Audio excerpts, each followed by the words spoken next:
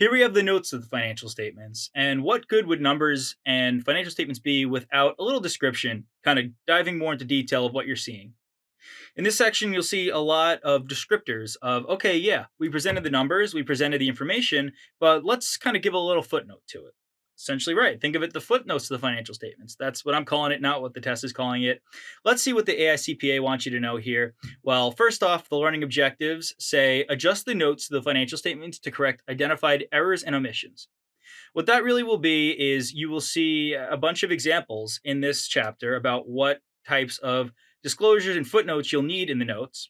You might see a sim on a bunch of numbers and it says, do you need to put a footnote in here?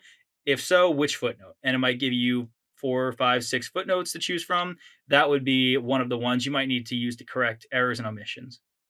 Next, compare the notes to the financial statements to the financial statements and supporting documentation to identify inconsistencies and investigate those inconsistencies. We're going to see a lot of different, again, examples of why you would put different pieces of information in the notes of the financial statements. Think of these such as, again, the footnotes, the executive summary, essentially like a translation of the numbers that you'll see, because there's so many different kinds of companies, so many types of organizations, and they all have different reasons for why they report what they do. You're going to see that and more in this chapter. Godspeed.